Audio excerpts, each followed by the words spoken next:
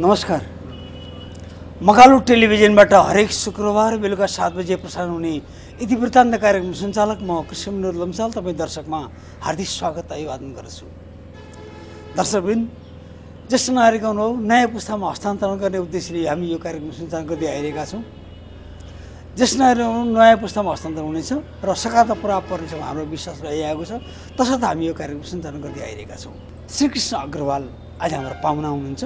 आज हामी इटहरी नगरपालिका वार्ड नम्बर 1 मा हामी यो कार्यक्रम छायाङ्कन गरेका छौँ। तसर्थ आजका पाहुना श्रीकृष्ण अग्रवाललाई म हार्दिक स्वागत अभिवादन। नमस्कार।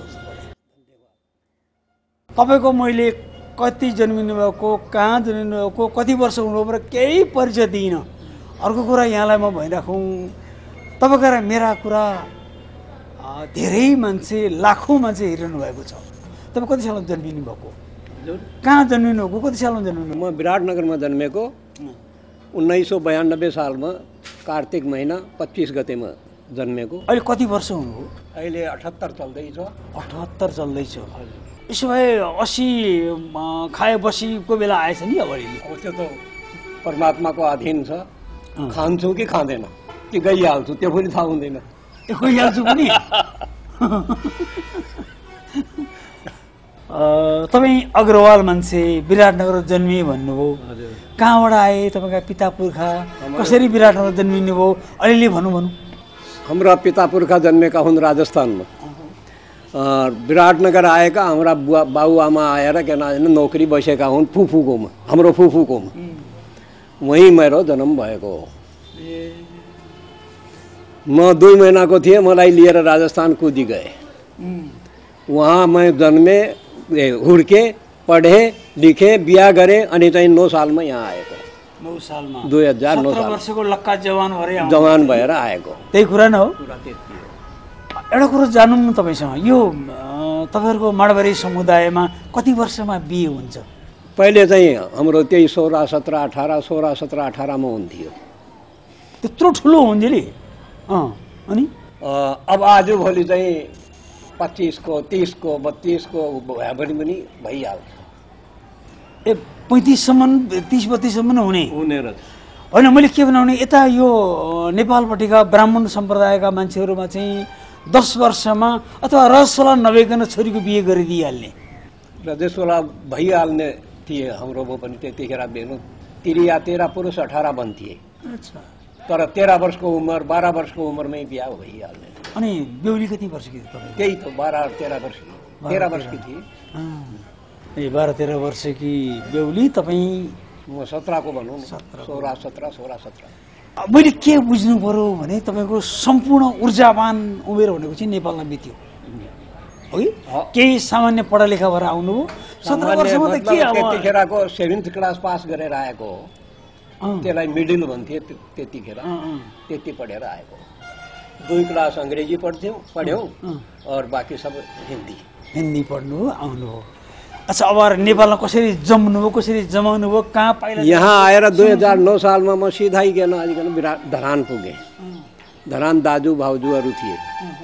त्यतिखेर हाम्रो भतिजा जन्मेको थियो मेघराज। त्यहीँ बस्यौँ। त्यहीँ त्यसले फुपूकोमै नोकरी गऱ्यौँ। फुपू थियो उहाँ पनि। नोकरी गरे, नोकरी गर्दै थिए दाजु पनि। अनि उहाँको चाहिँ के थियो र उहाँ नोकरी गर्नुभएको? उहाँ दोकान थियो उहाँको चाहिँ?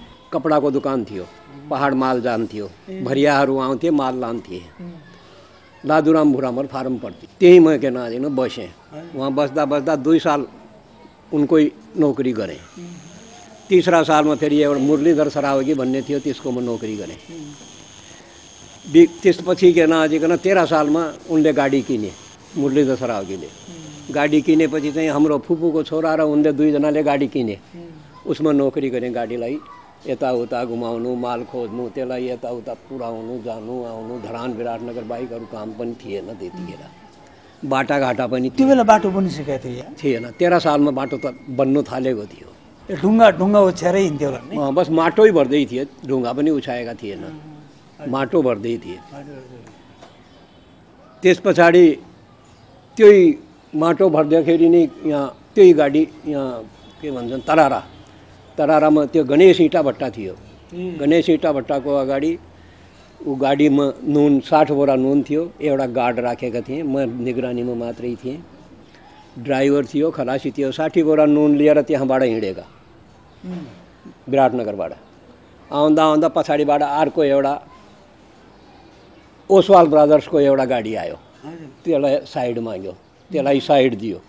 साइड दिँदाखेरि गाडी साइड लगायो, काँचो माटो हालेको थियो। त्यतिखेर बगलमा खाल्टा दुनियाँभरिका थिए, काँचो माटो हालेको थियो। अब गाडीलाई साइड दिइसकेपछि गाडी बढाउनु कोसिस गर्यो ड्राइभरले, भस भस गरेर गाडी पल्टी गयो। पल्टिहाल्यो पुरै। खलासी माथि सुतिराखेको थियो बिचरा, ऊ 60 बोराको मुनि गइगयो। ड्राइभर र त्यो के भन्छन् गार्ड, यी दुईजना के न सिसा तोडेर भित्रबाट निस्केर खलासी त छैन, अनि गए कुदे पानीभित्र कुदेर त्यो 60 बोराबाट त्यसलाई निकाले। जीवित बाहिर निकालेर बोरा बिछाएर त्यसलाई चाहिँ सडकमा सुताए। यता ड्राइभरले सोध्यो, ए काइँला त मर्छस् कि बाँच्छस् हौ? अनि त्यो बोल्यो, म त मर्छु होला बाबा, बाँच्दैन। त मर्छस् भने म बाँचेर के गर्छु भनेर चाहिँ रस्सा थियो त्यो गाडीमा, रस्सा गलामा लगायो, गाडीको उसमा किलीमा बाँधेर आफू झुन्डिहाल्यो, मरिगयो।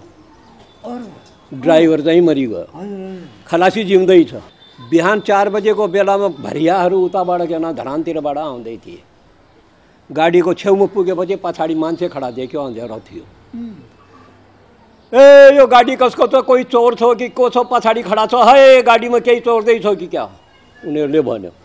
अनि ऊ कुदेर आएर क्या नजिकन हेर्छ त ड्राइभर त फाँसी खाएर मरिराखेको छ। ऊ पनि वहीँबाट टाप, ऊ फारबिसगञ्ज गई थियो।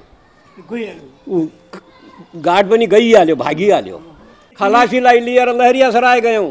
लहरियासराय दरभङ्गामा उसको इलाज गरायौँ। 1 महिना राखे। उसको जहाँनिर ऊ दुईजना बस्यो वहाँ। 1 महिनापछि फोन आयो, तपाईँको मरिज ठिक हुनेवाला छैन, लिएर जानु। अनि वहाँबाट फेरि गयौँ, अनि युनियनको मान्छेलाई लिएर गयौँ, ल्याएर त्यसलाई घरमा जुम्मा लगायौँ। 3 दिनको दिनमा साफ। गयो। यसरी बुझ्यौँ हामी, त्यो मान्छे गयो।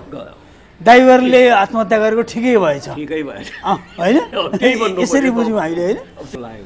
त्यसपछि तपाईँ मलाई भन्दै हुनुहुन्थ्यो उहाँ चतरा गएँ। म चतरा गएँ 15 सालको चुनाव गराएर। तपाईँ अनि सिधै कहाँ जानुभयो त? चतरा गएँ। चतरा गएर वहाँ दोकानदारी गरेँ। के को दोकानदारी? दोकानदारी गरेँ किरानाको। बस किचिङ त्यही हो, किरानाको दोकान गरेँ। दोकान गर्दा दोकानमा केही फाइदा गर्नु सकिएन। फाइदा नगरिसकेपछि दोकान छोडिदियौँ। 6000 रुपियाँ बुढायौँ पनि। 6000 रुपियाँ कति सालको कुरा हो दाजु? यो तपाईँको 17-18 सालको कुरो। त्यो बेलाको 6000 अहिले कतिको काम गर्छ? त्यो त धेरै लामो, एउटा सानो अन्दाज गर्यो भने कति? अहिलेको 6 करोड बराबरको हो त्यो, साँच्चै भन्ने हो भने। 6 करोडले त्यति काम गर्दैन जति 6000ले गर्थ्यो। त्यही हो, किनकि त्यतिखेर चावल रुपियाँको 4 किलो हामी बेच्थ्यौँ। 1 रुपियाँको 4 किलो चावल। अनि 6000 रुपियाँ डुबाएँ। अनि खानु के? अब खानुको लागि त केही उपाय त गर्नु पर्यो भनेपछि चाहिँ अमरबहादुर बिष्टको पार्टनरसिपमा के नजाने फेरि किरानाको काम थाल्यौँ। अमरबहादुर बिष्ट वासिङका, भोजपुर वासिङ, उसको जुन केटाको नाममा त्यो दोकान गरेका थियौँ त्यो केटो साफ भइगयो। दुकानदारी त्यो पनि बन्द भयो, सकियो। त्यस पछाडि त्यहाँबाट छोडेर चाहिँ खोलामा पस्यो। ढुङ्गा बटोल्यौँ, ठेकादारहरूलाई जिम्मा लगायौँ। 1.5 रुपियाँ गाडीको के नजिकन हामीले पाउँथ्यौँ मजदुरी। त्यस पछाडि पाउँदा गाडी लोड गरेको चाहिँ 4 रुपियाँ पाउँथ्यौँ। लोड गर्दाखेरि 4 रुपियाँ पाउँथ्यौँ, लोड गरेर पठाइदिन्थ्यो। 1.5 रुपियाँ कलेक्सन गरेको 4 रुपियाँ, 4 रुपियाँ, 5.5 रुपियाँ। 4 रुपियाँमा हामी 3 जना, कहिले 2 जना लागेर लोड गर्थ्यौँ। ढुङ्गा फुटाएर के नजिकन त्यो 1 ट्रक ढुङ्गा इकट्ठा गर्थ्यौँ हम्बरले। उसिना चावलको भात बनाएर चाहिँ सबै मिलेर खान्थ्यौँ। त्यतिकैमा त्यो जिन्दगी बितायौँ। 18 सालमा त्यो काम थालेको, 19 सम्म त्यही काम गऱ्यौँ। 1 वर्ष। 20 सालमा काम बन्द भइगयो,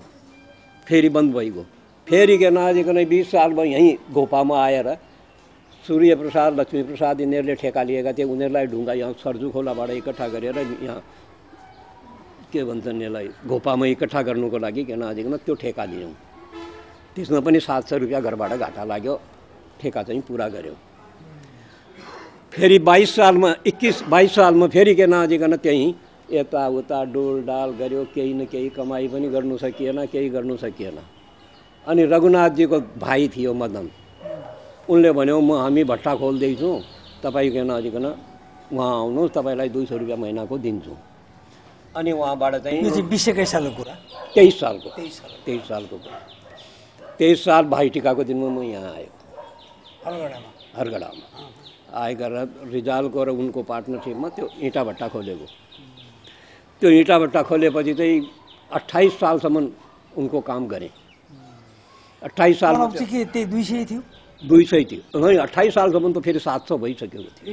700 भइसकेको थियो। 200बाट त्यो मुन्सी काम गर्नेहरूलाई त के खान उही पाइने, लाउन दिने गर्छन् नि? होइन, त्यो त खानु त दिन्थे, लाउन पनि दिने हो नि त।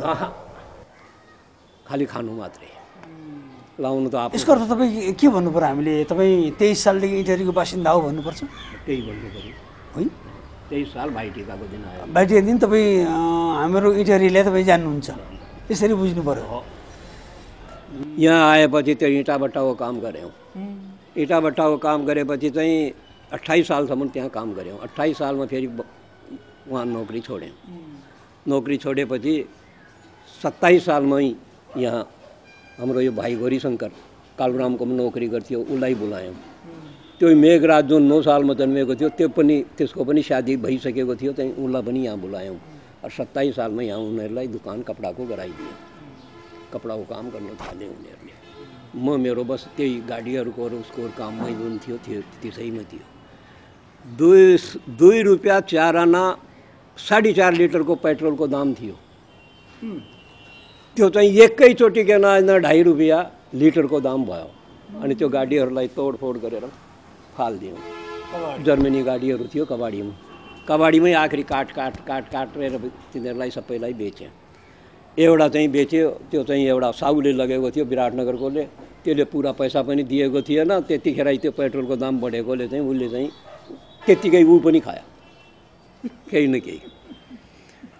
त्यस पछाडि यो दोकान गरिसकेपछि 30 सालमा दाजु काका भतिजाको झगडा भयो। अलग अलग छुट्टी हाले बसेर सब हरिसाफ गरेर उही फुपूको छोरालाई बोलाएर हरिसाफ गरिवरी नत्थी गरिदिइहाल्यौँ। दुकानदारी उसलाई जुम्मा लगायौँ, भतिजालाई अलग दुकान त्यो के नाम निरौला, दिनानाथ निरौलाको छेउमा घर थियो, त्यो के भन्छन् त्यसको नाम भुल्छ, त्यहाँ के नाजन उसले किरानाको दोकान गऱ्यो। त्यस पछाडि उनीहरू आफ्नो काम गर्नु थाले, भाइहरूले आफ्नो काम गर्नु थाले, म मेरो यतापट्टि के नाजन काम गर्नु थालिहालेँ। तपाईँसँगको कथा व्यथा अथवा चाहिँ उपलब्धिको बारे एकछिनपछि कुराकानी गर्छौँ। हामी सानो व्यापारी विशाल लिन्छौँ है त। दर्शकवृन्द, आज इटहरी एक निवासी लामो कथा बोकेका, व्यापारिक इतिहास, सङ्घर्षको इतिहास बोकेका श्रीकृष्ण अग्रवालसँगका कुराकानी हामी प्रस्तुत गरेका छौँ। हामी सानो व्यापारी विशाल लिन्छौँ, अन्त कतै नजानुहोला।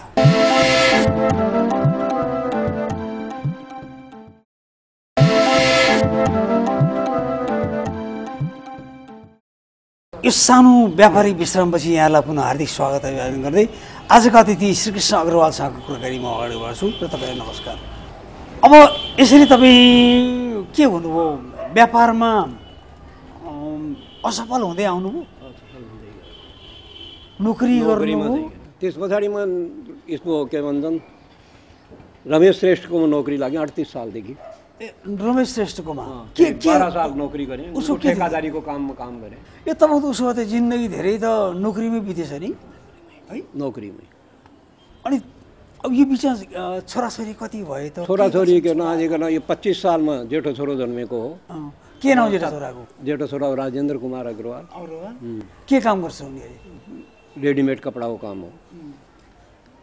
अनि मुकेश कुमार अग्रवाल यो चाहिँ मिलिट्री सप्लाई, पुलिस सप्लाई यो कपडाहरू अरू के सामान छन् त्यो चाहिँ सबै गार्मेन्ट रहेछ भन्नु गार्मेन्टै भन्नु पर्यो। अब उसो भए अनि छोराहरूले पनि त सङ्घर्ष गर्नु पर्यो होला नि त तपाईँको तपाईँ त नोकरी गर्दा गर्दै तपाईँले व्यापारी गर्नु भएन छ नोकरी गर्दा गर्दै नि के नोकरी गर्ने मान्छेको त कति पैसा हुन्छ बस केटाहरूलाई 2-4 हजार आफूसँग भएको चाहिँ दिएँ उसैले के भन्छ 2-4 पैसाको माल खरिद्दै ल्याउँदै गऱ्यो ल्याउँदै के न हटिया बेच्दै गरे मेहनत गर्दै गरे 10-12 वर्ष के न मजाले हटिया लगाए ए हटिया पनि बेचे लगे हटियामा जान्थे टाउकोमा बोकेर मालहरू जान्थे र आफ्नो के न बेचेमुरी ल्याउँथे त्यसैले गुजारा गर्थ्यौँ। अहिले यो जम्मै सुनायो भने छोरालाई सुनायो भने कि छोराहरू ए हाम्रा बुबाले चाहिँ केही पनि गरेन त्यति अरू भन्छन् न त के सङ्घर्ष त गरेकै हो नि आफूलाई नजुरेको आएन सङ्घर्ष त गरेकै हो सङ्घर्ष गरेकै हो नगरेको भए पो अहिले के छोराहरूको व्यापार व्यवसायदेखि कस्तो छ तपाईँलाई अहिले एकदम ठिक छ उनीहरू आफ्नो गरी खाइराखेका छन् खानुलाई मजाले पुगिराखेको छ खेल्नु कुद्नुलाई मजाले पुगिराखेकै छ अरू के चाहियो। अच्छा यता पारिवारिक कुरा 2टा छोरा भए 2टा छोरा भए 2टा छोरी 2टा छोरी एउटा छोरी उहाँ चत्रामा जन्मेको थियो त्यो चाहिँ 20 दिनको भएर खतम भयो। हजुर एउटा चाहिँ खेरा गएको थियो पहिल्यै त्योभन्दा पहिल्यै नि 11 सालमै त्यो त गए बस यो यति 4 जोडा के नजिकन मौजूद। अनि 2टा छोरी कहाँ छन् तैँले 2टा छोरीमा एउटा लहान छ एउटा फारबिसगञ्ज छ। ए बिहेबारी भइसक्यो 2टा छोराको नि बिहे भइसक्यो। अब यसको अर्थ के बुझ्नु पर्यो चाहिँ आजका अतिथि हाम्रा अतिथि श्रीकृष्ण अग्रवालको चाहिँ सबै बिहादान गरिवरी छोराछोरी नातिना भएर ढुक्क मेरो त भनाइ त्यति नै छ हेर्नुहोस् कि सधैँ मान्छेले के नआजिकन जन्म लिएको सङ्घर्ष गर्नुलाई हो सङ्घर्ष गर्नु मेहनत गर्नु नछोड्नु हिम्मत नहार्नु हारिएन हिम्मत विसारिएन हरिनामको नाम जप्दै गर्नु भगवानले एक दिन न एक दिन पुर्याउँछ। आज हामीलाई के आरामसँग 2 जना छोरा छन् 2 जना छोराले मजाले खानु लाउनु पुऱ्याइराखेका छन् आनन्द छ त्यति हो। जति दुःख पाएका थियौँ त्यति आज सुख पाइराखेका छौँ कुरा यति हो। पुरानो तपाईँले दुःखै पाएको हो कि दुःखै पाएको दुःख गरेकै हो कुरा त छोडिदिनुहोस् न अब त्यो सब कुरा भनिहाले नि बचेको त्यो दुकानबाट बचेको रेडको दाललाई पिसेर पनि खाएर दिन रात काटेको छ दिन काटेको छ मैले तर कर्जा भन्ने कुरा कसैसँग मागेन यति चाहिँ मैले राखेँ आफ्नो हिम्मत राखेँ गाडी लोड गरेँ ढुङ्गा फोडेँ ढुङ्गा इकट्ठा गरेँ सबै थोक गरेँ तर हिम्मत हारेन गुजारा चाहिँ गर्दै गएँ। त्यही हो मेरो भनाइ पनि त्यही हो मान्छेले सङ्घर्ष गर्नुपर्छ भगवानले अवश्य पुर्याउँछ बस त्यति। अहिले तपाईँको मनोकाङ्क्षा पुरा भयो छोराहरू राम्रो लाइनमा लागे बाटोमा राम्रो लाइनमा छन् कुन लाइनमा पनि छैन कोही शराब पिएर यताउता डुलिरहेका छन् भन्ने पनि छैन मतलब कसैसँग झगडा गरेर कुदिरहेका छन् भन्ने पनि छैन न आफूले गर्यो न आफ्नो छोराहरूले गरेका छन्। जस्तो आफूले इज्जत बनाएर ल्याएका थियौँ त्यस्तो इज्जत मेरो बनाइराखेका छन्।